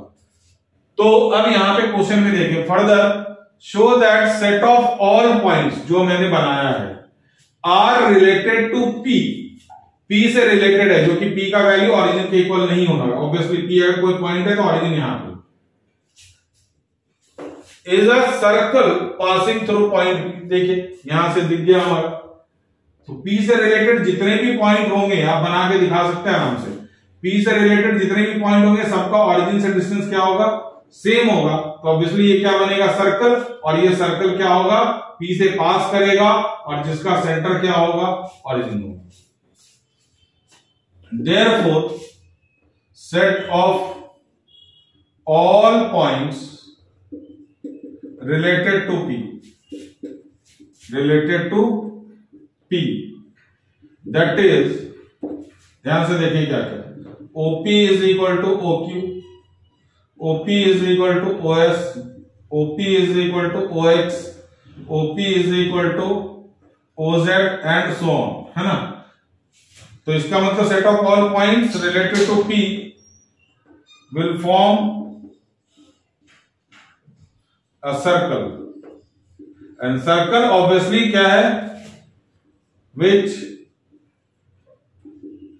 Passes through P। ये सर्कल कहां से पास करेगा, P से, and O that is origin is the centre. ये चीज समझना था, ये चीज लिखना था। बेसिकली क्या है ये जो सेट ऑफ ऑल पॉइंट्स है, this is the locus of the point equi distance from origin, जो कि हमारी कोई जरूरत नहीं है लोकस की। तो ये आपका एक्सप्लेनेशन है क्वेश्चन नंबर 11 का सेकंड पार्ट का। स्क्रीनशॉट ले ले, इसमें ज्यादातर एक्सप्लेनेशन है, लिखने लायक बस यही रहा आपके पास, वो भी एग्जाम्पल बना करके। फिर हम लोग क्वेश्चन नंबर 12 पे चलते हैं। चलिए क्वेश्चन नंबर 12 पे चलते हैं हम लोग। Show that the relation in a set of all triangles, बहुत सिंपल सा क्वेश्चन है। ऑल ट्रायंगल्स, ट्रायंगल का सेट है डिफाइंड एज, अब रिलेशन में कौन कौन रहेगा, T1 T2 such that T1 is similar to T2। ठीक है जी, मतलब यहां पे क्या है कि रिलेशन में दो ट्रायंगल तभी रहेंगे जब दोनों आपस में क्या होंगे, सिमिलर होंगे। सिमिलर का कंडीशन ये है, और सिमिलर का क्राइटेरिया क्या होता है, जब उनके कॉरस्पॉन्डिंग साइड्स का रेशियो क्या होगा, इक्वल होगा। चलिए उसकी बात तो बाद में करेंगे सेकंड पार्ट में, पहले इसका equivalence that is reflexive, symmetric और ट्रांजिटिव प्रूफ कर लेते हैं। तो रिफ्लेक्सिव में तो एक ट्रायंगल अपने ही ट्रायंगल के क्या होगा, सिमिलर होगा ही होगा, क्योंकि अगर एक ट्रायंगल हमारा मान लो ABC लेते हैं, है ना, अच्छा ये राइट ABC ले लिया हमने, तो दूसरा ट्रायंगल उसी के ऊपर ओवरलैपिंग है, ABC, तो ऑब्वियसली इनके सारे साइड्स इक्वल होंगे, रेशियो की तो बात ही छोड़िए, सारे साइड्स क्या होंगे, इक्वल होंगे। तो since T1 is similar to T1, therefore T1, T1 belongs to R, therefore it is reflexive। छोटा सा क्वेश्चन था, कुछ है ही नहीं इसमें। सिमेट्रिक के लिए, तो सिमेट्रिक के लिए कंडीशन क्या है, if T1, T2 belongs to R means implies that क्या हो गया, T1 is similar to T2 implies that T2 is similar to T1। Obviously बात एक ही है, T1 T2 के सिमिलर हो या T2 T1 के सिमिलर हो, इसका मतलब क्या हो गया, T2, T1 belongs to R, therefore R is symmetric। चलिए ट्रांजिटिव भी आपको समझ में आ गया होगा कि अगर एक ट्रायंगल दूसरे के है, दूसरा तीसरे के सिमिलर है, तो पहला तीसरा क्या होगा, सिमिलर होगा ही होगा। तो ट्रांजिटिव, बाकी लिखने का कैसे है वो लिख देता हूं मैं। ट्रांजिटिव में if T1, T2 belongs to R and T2, T3 belongs to R implies that T1 is similar to T2 and T2 is similar to T3। तो T2 गया तो ऑब्वियसली अब इस सिमिलर का मतलब इक्वल हो गया ना, देखिए आप T1 T2 इससे इक्वल है, T2 T3 के इक्वल है, तो ऑब्वियसली T1 क्या होगा, T3 के इक्वल होगा। तो T1 is similar to T3 implies that T1, T3 belongs to R, hence it is transitive। R is transitive होगा ही होगा, hence it is equivalence। तो मैंने पिछले क्वेश्चन में शायद इक्विवेलेंस लिखना भूल गया था सारे क्वेश्चन में, तो जो भी तीनों हैं तो R is an equivalence relation। जब तीनों प्रूफ हो गया तो इक्विवेलेंस होगा ही होगा। चलिए अब यहां पे इन तीन ट्रायंगल दे रखा है, T1 का साइड्स क्या है हमारा 3, 4, 5, तो रेशियो देखना किसका इक्वल होगा। T2 का साइड क्या है 5, 12, 13 और T3 का साइड क्या है 6, 8, 10। तो ध्यान से देखें, T1 ये रहा, T3 ये रहा, 3/6 is equal to 4/8 is equal to 5/10 is equal to 1/2। इनके साइड्स के रेशियो क्या है, आपस में इक्वल है, therefore T1 is similar to T3। T1 is similar to T3। तो among T1, T2, T3 which are related, तो obviously T1 and T3 is related। T1 and T3 are related। जिसका ratio equal नहीं है, जो similar नहीं है, वो relation में नहीं रहेंगे, वो आपस में रिलेटेड नहीं है। तो जो हमारा सिमिलर ट्रायंगल का क्राइटेरिया फुलफिल करेगा, that is ratio of the sides is equal, वही हमारा क्या होगा, इससे रिलेटेड है दोनों आपस में। ठीक है जी, तो ये क्वेश्चन 12। क्वेश्चन 13 भी मोर और लेस सिमिलर है, दैट इज पैरेलल लाइंस का है, उसी के कॉरस्पॉन्डिंग में हम लोग एक एग्जांपल को डिस्कस कर लेंगे। चलिए स्क्रीनशॉट लेंगे। चलिए हम लोग क्वेश्चन नंबर 13 पे चलते हैं। Show that the relation are on set A क्या है? Of all polygons. पॉलीगन्स मतलब हैविंग मल्टीपल साइड्स, है ना। 3 साइड्स वाले को ट्रायंगल बोलते हैं, 4 साइड्स वाले को क्वाड्रेंटर बोलते हैं, उससे ज्यादा वाले साइड को हेक्सागन बोलते हैं, ऑक्टागन बोलते हैं। पॉलीगन्स मतलब हमारे नंबर ऑफ साइड्स हैं, अब हमारे को कोई मतलब नहीं है। चलिए ठीक है, वो ट्रायंगल भी हो सकता है, रेक्टेंगल भी हो सकता है, हमारे को कोई मतलब। सेट ऑफ ऑल पॉलीगन्स, अब रिलेशन जो डिफाइंड है वो हमारा फोकस करें। P1, P2 such that P1 and P2 have same number of sides। अगर P1 ट्राइंगल है तो P2 भी ट्राइंगल है, क्योंकि 3 साइड्स हैं दोनों में। अगर P1 हमारा क्वाड्रेटर है तो P2 भी क्या होगा? क्वाड्रेटर होगा, क्योंकि 4 साइड्स है। अगर P1 हमारा पेंटागन है तो P2 भी क्या होगा? हमारा पेंटागन है, तभी वो इस रिलेशन में होगा। अगर P1 हमारा हेक्सागन है तो P2 को भी उसके रिलेटेड रिलेशन में रहने के लिए हेक्सागन होना जरूरी है, ठीक है। अगर P1 हमारा ऑक्टागन है तो हमारा P2 को भी क्या होगा? ऑक्टागन होना पड़ेगा, ये सारे रिलेशन में रहने के लिए। तो चलिए पहले इक्विवेलेंस चेक करते हैं रिफ्लेक्सिव। P1, तो ये मैंने लिख दिया P1 और P2 क्या है? Number of sides of P1 is equal to number of sides of P2। तो अब P1 और P1 रिफ्लेक्सिव में सिंस नंबर ऑफ साइड्स, है ना, number of sides of P1 is equal to number of sides of P1, therefore P1, P1, है ना, belongs to R, therefore R is reflexive। बोलने की जरूरत नहीं है, R is reflexive। आप अभी हमने पिछले क्वेश्चन नंबर 7 में करा था शायद, लाइब्रेरी के बुक्स वाले, ये वही चीज है कि वहां पे क्या था? 2 books having same number of pages, यहाँ पे 2 polygons having same number of sides। बिल्कुल सेम क्वेश्चन, सिमिलर क्वेश्चन है, तो नंबर ऑफ पेजेस की जगह पे नंबर ऑफ साइड्स आ गया, तो हमारा क्या होगा? ये रिफ्लेक्सिव होगा। अब P1 P2 अगर हमारा रिलेशन में है, इसका मतलब क्या है? Number of sides of P1 equal to number of sides of P2। अगर P1 का नंबर ऑफ साइड P2 के नंबर ऑफ साइड से के इक्वल है, तो इसका मतलब number of sides of P2 will be equal to number of sides of P1, है ना जी। तो इसीलिए हमारा क्या हो गया? P2, P1 will also belongs to R। अब इसका R में होते ही क्या हो गया? R हमारा क्या हो गया? सिमेट्रिक हो गया। ट्रांजिटिव भी आपको समझ आ गया होगा मेरे ख्याल से, है ना। बस लिखने का तरीका है, ट्रांजिटिव पिछले क्वेश्चन से ज्यादा कुछ लिंक था। ट्रांजिटिव में एक P1, P2 belongs to R and P2, P3 belongs to R। चलिए बन गए। इसका मतलब क्या हुआ?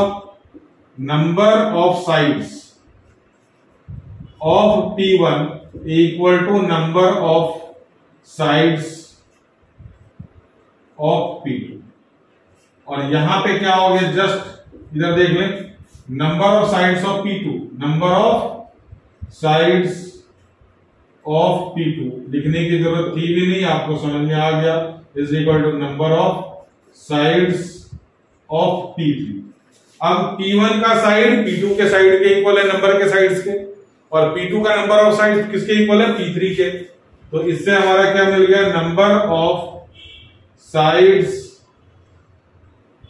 of P1 equal to number of sides of P3।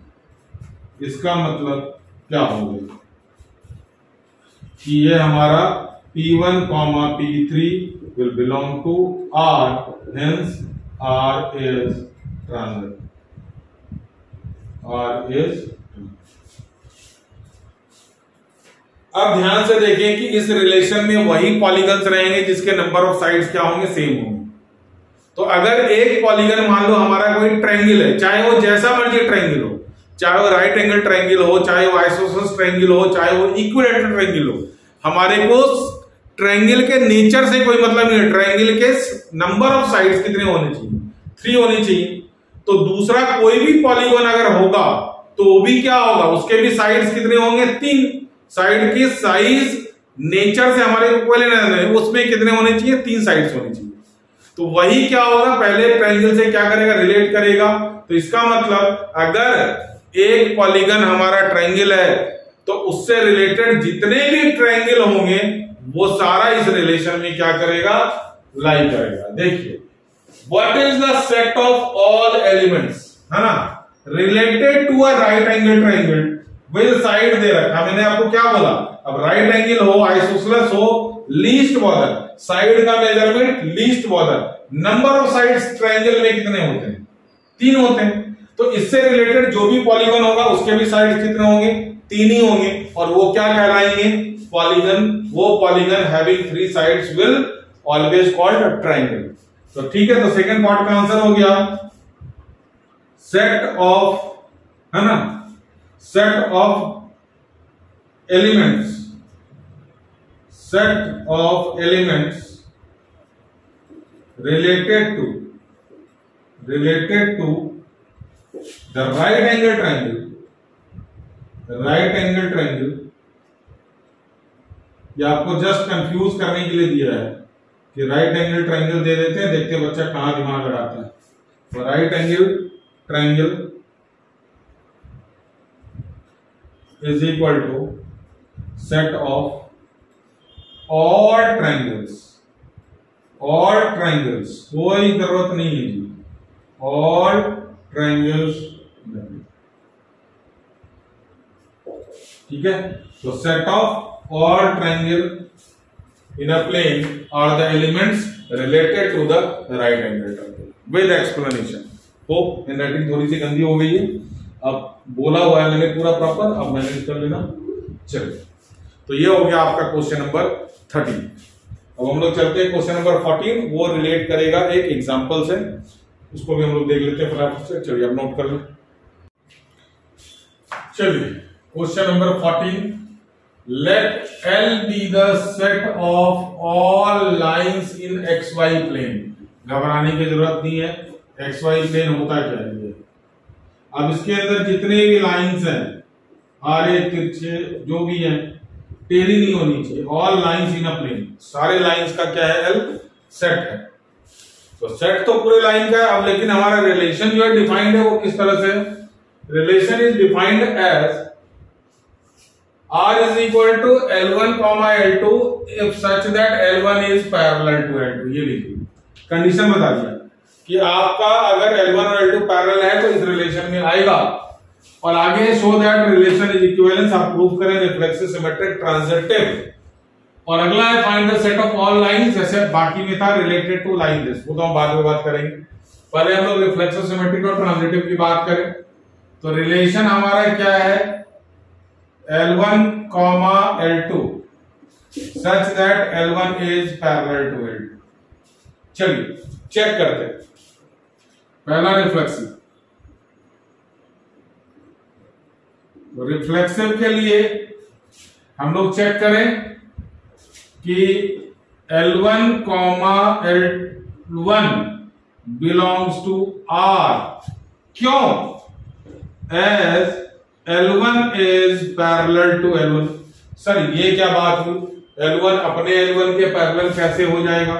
चलिए, ये लाइन क्या है, L1, इसी के ऊपर दूसरा लाइन हम बनाते हैं, ये भी क्या है, same line. Sir parallel line तो इंटरसेक्ट नहीं करता, मानते हैं इंटरसेक्ट नहीं करता, बट पैरेलल लाइन का एग्जैक्ट डेफिनेशन क्या है, दो लाइंस जिसके बीच का डिस्टेंस हमेशा सेम रह रहा हो। तो यहां पे क्या है, ओवरलैपिंग लाइन है, दो लाइंस है जिनके बीच का डिस्टेंस हमेशा क्या है, थ्रू आउट 0 है। तो डिस्टेंस इनके बीच का सेम हो गया, तो they are under definition of parallel lines. तो पैरेलल लाइन का सिर्फ यही एक डेफिनेशन नहीं है कि they do not intersect, they can overlap because their distance will remain same, है ना, जो कि 0 होगा इस केस में। तो ये हमारा पैरेलल लाइन का डेफिनेशन में आता है। तो L1 इज ऑलवेज, अब एक लाइन अपने ही लाइन के हमेशा क्या कहलाएगा, वो पैरेलल कहलाएगा। ठीक है जी। चलिए, तो अब यहाँ पे L1 और L1 पैरेलल है, इसलिए L1 क्या क्या रिलेशन को बिलोंग किया, therefore R is reflexive. Simple सी बात है, जैसे सिमिलर ट्रायंगल वाला क्वेश्चन था बिल्कुल उसी तरह का ये क्वेश्चन हमारा बनेगा। चलिए दूसरा सिमेट्रिक के लिए, तो आप अपने आप सोच सकते हैं कि L1 अगर L2 के पैरेलल है तो L2 भी क्या होगा, L1 के पैरेलल होगा या नहीं होगा। चलिए देखते हैं। If L1 comma L2 belongs to R means L1 is parallel to L2। इसका मतलब क्या हो गया, L2 L1 के पैरेलल है। भाई ये लाइन L1 है, ये लाइन L2 है, L1 L2 के पैरेलल है तो L2 भी क्या होगा, L1 के पैरेलल होगा।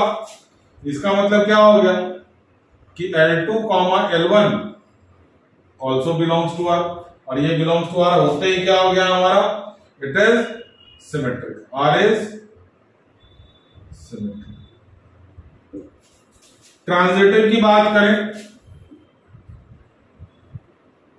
तो L1 L2 के पैरेलल, L2 L3 के पैरेलल, तो क्या L1 L3 के पैरेलल नहीं होगा। If L1 L2 belongs to R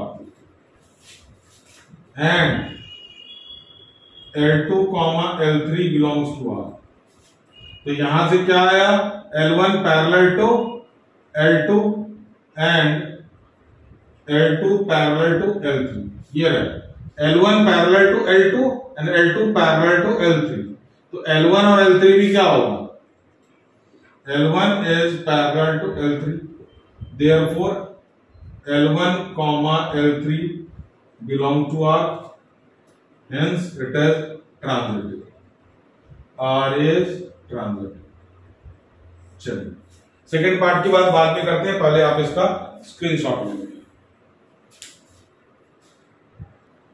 चलिए इसके अगले पार्ट के लिए आपको फाइंड करना है, find the set of all lines related to line base, मतलब lines parallel to y is equal to 2x plus 4।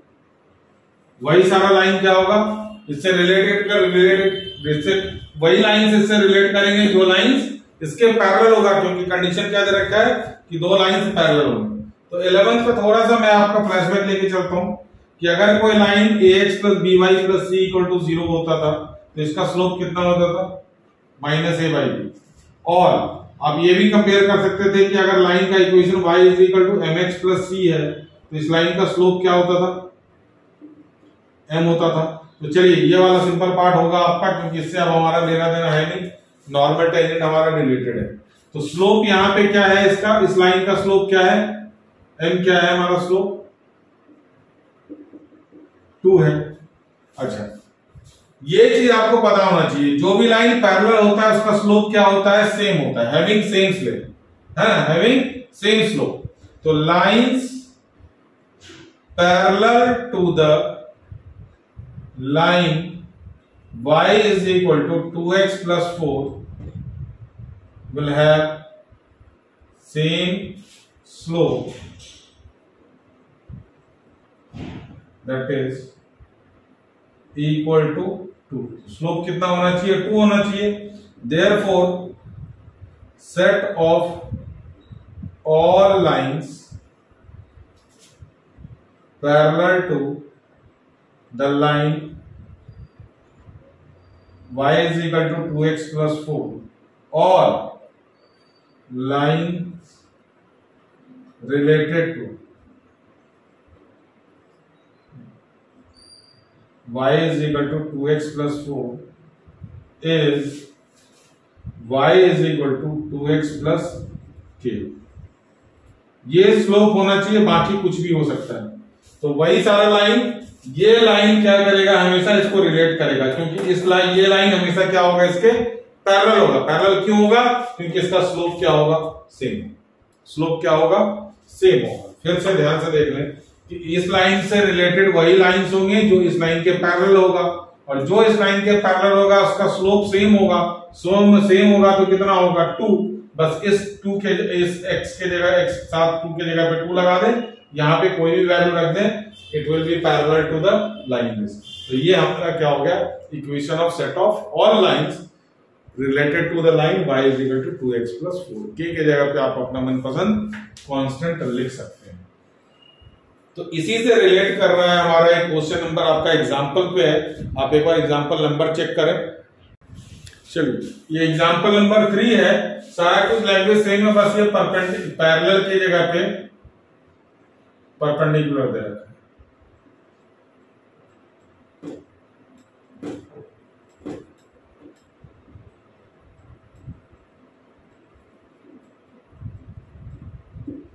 L1 is perpendicular to L2. ये आपका equivalence relation, whether it is equivalence relation or not, ऐसे करके देख लें। Symmetric reflexive transitive check कर रहे हैं। तो L1 is perpendicular to L2। तो पहला हमारा जो रिफ्लेक्सिव होगा वो आपको अच्छी तरह से पता है कि एक लाइन कभी भी अपने ही ऊपर परपेंडिकुलर हो नहीं सकता, है ना। परपेंडिकुलर होने के लिए कम से कम ये दो लाइन चाहिए, L1 और L2 चाहिए, तभी ये परपेंडिकुलर होगा। तो L1, L1 does not belongs to R as L1 will never be perpendicular to L2। देखिए इसको कैसे करेंगे हम लोग, ये परपेंडिकुलर का साइन बनाएंगे और इसको ऐसे क्रॉस कर देंगे। तो L1 will not be perpendicular to itself, L1, ठीक है। सिमेट्रिक के लिए चेक करें तो सिमेट्रिक तो ये बनेगा, सिमेट्रिक बनेगा if L1, L2 belongs to R। मतलब क्या हो गया, L1 is perpendicular to L2। L1 अगर L2 के परपेंडिकुलर है तो L2 क्या होगा, L2 क्या होगा, L2 भी परपेंडिकुलर होगा किसके, L1 के। Therefore L2, L1 belongs to R, therefore R is symmetric, R is symmetric। Transitive के लिए डायग्राम आपके लिए काफी होगा। ये देखिए, ये L1 है, ये L2 है। L2 परपेंडिकुलर है किसके, L1 के, और L3 परपेंडिकुलर होगा किसके, L2 के। L1 L2 perpendicular, L2 L3 perpendicular. तो क्या L1 और L3 परपेंडिकुलर होंगे, कभी नहीं। L1 और L3 क्या होंगे, आपस में पैरेलल होंगे। L1 और L3 क्या होंगे, आपस में पैरेलल होंगे, नॉट परपेंडिकुलर, है ना। तो इसी को आप लिख लें, इफ ट्रांजिटिव पहले लिखें, if L1, L2 belongs to R and L2, L3 belongs to R। इसका मतलब L1 is perpendicular to L2, इसका मतलब L2 is perpendicular to L3, दोनों मिलाएं तो इसका मतलब L1 is parallel to L3 but L1 is not perpendicular to L3। Therefore L1, L3 does not belong to R, therefore R is not a transitive, R is not a transitive। ये आपका example 3 मैंने इसके साथ ही discuss कर दिया क्योंकि similar question था ये। चलिए अब हम लोग क्वेश्चन नंबर 15 पे चलते हैं। चलिए क्वेश्चन नंबर 15 आपका बहुत आसान सा है, तो ऑप्शंस मैंने नहीं लिखे ABCDE, आपके बुक में आप वो चेक कर लेना, बाकी मैं आंसर इसका जरूर चेक करके दूंगा आपको। सेट है हमारा 1 2 3 4 और आपको रिलेशन भी बना के दे रखा है, सिर्फ आपको चेक करना है रिफ्लेक्सिव, सिमेट्रिक, ट्रांजिटिव है या नहीं। तो रिफ्लेक्सिव के लिए पहले चेक करें कि 1 1 2 2 3 3 4 4 है, 1 1 यस 1 1 है, 2 2 यस 2 2 है, 3 3 3 3 भी है, 4 4 4 4 भी है। तो 1 1 2 2 3 3 है ना, 1 1 2 2 3 3, अगर ऐसे लिखना है ऐसे लिख लें, हालांकि ये वो है नहीं क्वेश्चन उस तरह का, सब्जेक्टिव ऑप्शन वाले हैं। तो ये सारे हमारे बिलोंग कर रहे हैं रिलेशन को, तो ऑल ए बिलोंग्स टू ए, है ना। तो therefore it is reflexive. Reflexive तो आपका बन गया। सिमेट्रिक चेक करें, सिमेट्रिक के लिए चेक करें, 1 2 है तो 2 1 होना चाहिए। ओहो, यही गायब हो गया। चलिए ये सारे तो है, 1 3 है, 3 1 भी नहीं है, तो ये हमारा 2 1 does not belongs to R, क्योंकि 1 2 है। चलिए पूरा मैं लिख देता हूं। 1 2 रिलेशन को बिलोंग कर रहा है, बट 2 1 भाग गया। 1 3 रिलेशन को बिलोंग कर रहा है, but 3 1 does not belongs to R. Therefore R is not symmetric. तो अपने ऑप्शन में चेक करते रहें क्या क्या है। तो आर तो सिमेट्रिक तो नहीं है। ट्रांजिटिव की बात करेंगे, ट्रांजिटिव की बात करेंगे। 1 2 है, 2 2 है, ध्यान से देखिए। 1 2 बिलोंग कर रहा है, 2 2 भी बिलोंग कर रहा है। तो क्या 1 2 है हमारे पास? तो 1 2 तो पहले से ही है। यस, ट्रांजिटिव का एक क्राइटेरिया इन्होंने पार कर लिया। 1 2, अच्छा 2 2, फिर 2 से शुरू होने वाला कोई रिलेशन नहीं है। चलिए 1 1, 1 से रिलेशन हमारा ये शुरू हो रहा है, यहां से चेक करें। 1 1 बिलोंग टू आर एंड 1 से स्टार्ट होने वाला कौन है? 1 2 बिलोंग्स टू आर। तो अब यहां देखिए 1 1 को ड्रॉप करके हम चेक करेंगे कि 1 2 है। यस सर, 1 2 तो है ही है। चलिए एक और चेक कर लेते हैं। 1 फिर 4 4, 4 से स्टार्ट होने वाला कोई है नहीं। 1 3 है, 3 से स्टार्ट होने वाला है। चलिए तो 1 3 belongs to R and 3 3 belongs to R. तो 3 3 को ड्रॉप कर दें। 1 और 3 है सर, हाँ 1 और 3 तो है, बिलोंग कर रहे हैं रिलेशन, यही है। चलिए ये भी चेक हो गया। चलिए 3 से स्टार्ट होने वाला ये भी है। तो 3 3 3 2 है ना, तो 3 2 भी है। तो अब आप चेक कर सकते हैं 1 3 3 2, तो 1 2 भी है। तो सारा चेक हो गया। तो it is transitive also. R is transitive, R is transitive. तो आप अगर चेक करेंगे it is reflexive, transitive but not symmetric. R is reflexive, transitive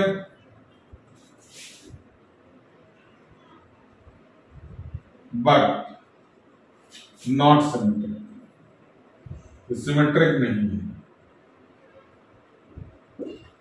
तो मेरे ख्याल से आपका ऑप्शन नंबर सी जा रहा है करेक्ट आंसर को। और क्वेश्चन नंबर 16 तो बहुत ही बच्चों वाला है, आप वो आराम से चेक कर सकते हैं। चलिए क्वेश्चन नंबर 16 हमारा लास्ट, उसके बाद मिसलेनियस पे मिलेगा हमारे को रिलेशन के क्वेश्चन। चलिए इसमें मैंने पूरा क्वेश्चन नहीं लिखा, सिर्फ रिलेशन लिखा। a, b such that a is equal to b से a क्या है, कम है, कितना 2। a जो है b से कितना कम है 2 और b ग्रेटर देन 6, मतलब और हमारे को ऑप्शन चूज करना है। तो b तो पहले 6 से बड़ा होना चाहिए, तो ये ऑप्शन बाद वाला 6 से बड़ा, तो ये है नहीं, तो ऐसे ही कट गया। अब ये देखिए ये हमारा 8 है, तो 8 माइनस 2 ये कितना होना चाहिए, 6 होना चाहिए। तो ये भी गया 8 माइनस 2 हमारा क्या होना चाहिए, 6 होना चाहिए। 7 माइनस 2 यहाँ पे 5 होना चाहिए, हो ही नहीं सकता। तो option C is your correct answer, है ना। तो a is equal to b minus 2, तो b अगर हमारा 8 है तो 8 माइनस 2 कितना हो गया, 6। तो b इज इक्वल टू 8 और 6, option C is your correct answer. तो ये तो हमारा हो गया रिलेशन का नॉर्मल एक्सरसाइज। अब देखते हैं कि या तो मैं फंक्शन पहले करा दूं फिर रिलेशन के मिसलेनियस करें, या फिर पहले मिसलेनियस के रिलेशन के क्वेश्चन करके फिर हम लोग फंक्शन के ऊपर चलते हैं। तो ये बेटर ऑप्शन है हमारे पास, क्योंकि एक रिलेशन हमारा पूरी तरह से क्या हो जाएगा, कंप्लीट हो जाएगा पैक करके, फिर हम लोग फंक्शन के ऊपर स्टार्ट हो जाएंगे। थोड़ा सा टेक्निकल टॉपिक भी है, तब तक हमारा मिसलेनियस क्या हो जाए, ऐसे रिलेशन के क्वेश्चंस कम से कम हम लोग कर लेंगे। तो नेक्स्ट वीडियो में हमारा रिलेशन का, मिसलेनियस का रिलेशन वाला पार्ट हमारा सारा कवर होगा। आज के लिए इतना ही, थैंक यू।